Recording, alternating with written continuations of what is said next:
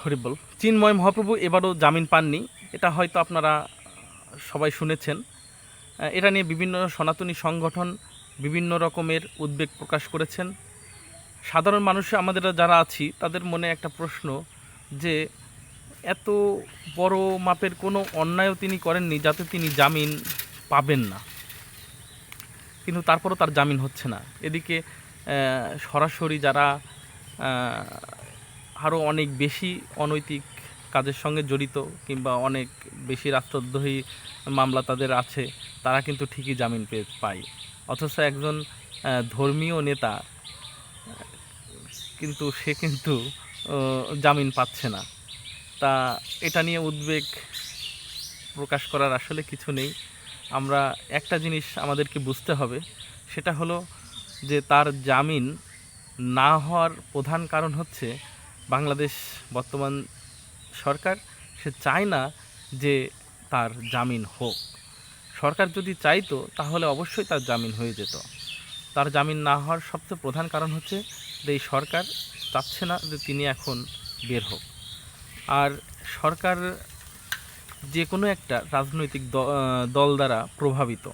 এতে আপনি যত আইনি দেখান কিংবা যত উদ্বেগ প্রকাশ করেন বা যাই করেন, সেটা আপাতত তার জামিন হওয়া সম্ভব নয়।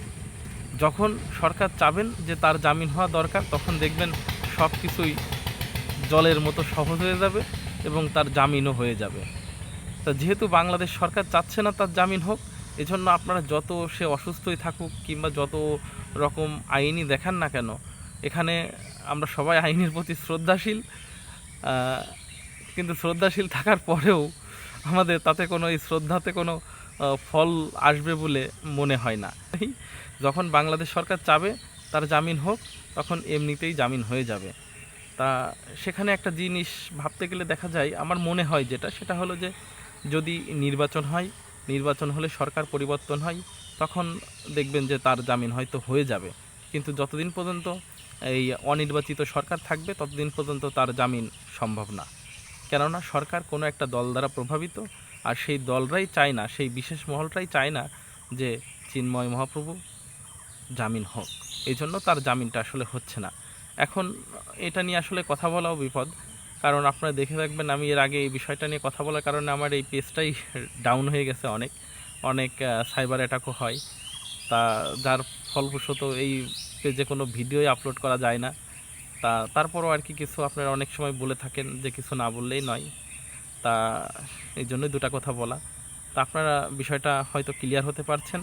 আপনারা দেখবেন যে যখন সরকার পরিবর্তন আসবে, দেশে নির্বাচিত সরকার আসবে, তখন হয়তো তার জামিন সম্ভব। তার আগে কোনো অবস্থাতেই চিন্ময় মহাপ্রভুর জামিন সম্ভব না। সবাইকে ধন্যবাদ। ভালো লাগলে ভিডিওটা একটু শেয়ার করে দেবেন।